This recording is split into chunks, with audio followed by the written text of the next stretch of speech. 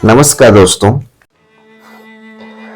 प्राचीन काल में वरदराज नाम का एक लड़का था जिसे गुरुकुल में शिक्षा के लिए भेजा जाता है। वरदराज बड़ा ही सरल और विनम्र स्वभाव का बालक था, लेकिन पढ़ाई में वह काफी कमजोर था। गुरुजी कितनी बार समझाते पर उसके पल्ले कुछ नहीं पड़ता था। साथ ही बच्चे आगे बढ़ते गए, लेकिन वरदराज वहीं का वहीं रह गया। धीरे धीरे वह उपहास का पात्र बन गया। बच्चे उसे चिढ़ाने लगे।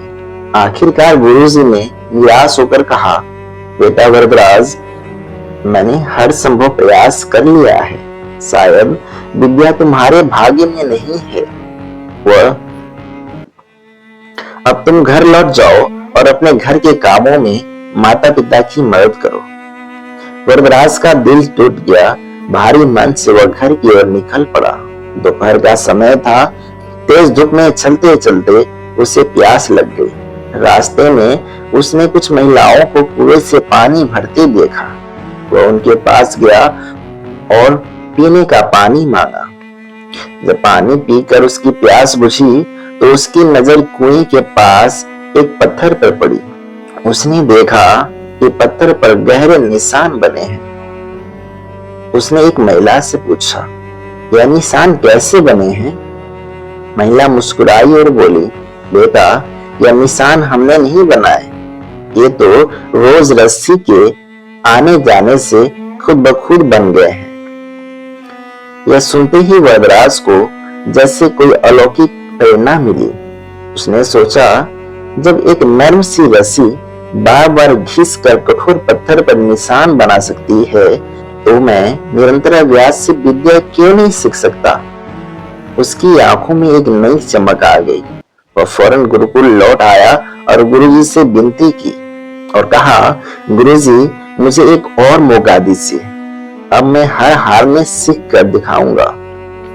गुरुजी उसके निश्चय और उत्साह को देखकर पिघल गए। उन्होंने वरदराज को फिर से आश्रम में रहने की अनुमति दे दी। अब वरदराज दिन रात मेहनत करने लगा। जब बाकी बच्चे सो जाते, तब भी वह दीपक की हल्की रोशनी में पढ़ता रहता। धीरे धीरे उसने इतनी मेहनत की कि मेहनत का रंग दिखने लगा। जो बातें पहले समझ नहीं आती थी, वे अब खुद ब खुद स्पष्ट होने लगे। कुछ ही वर्षों में वह मन बुद्धि कहलाने वाला लड़का वरदराज एक महान विद्वान बन गया और आगे चलकर उसने संस्कृत व्याकरण पर अद्भुत ग्रंथ लिखे। अब पूरा संसार उसे आदर और सम्मान देने लगा और विद्वानों से उसे आदर सम्मान मिलने लगा। जो साथी कभी उसका मजाक उड़ाया करते थे, वे उसके ज्ञान के प्रशंसक बन गए। वरदराज की कहानी हमें सिखाती है कि अभ्यास से कुछ भी असंभव नहीं है। यदि हम निरंतर प्रयास करते रहें तो कठिन से कठिन काम भी आसान हो जाता है। भाग्य से ज्यादा महत्वपूर्ण है कड़ी मेहनत, धैर्य और लगन। कभी हार मत मानो। शुक्रिया।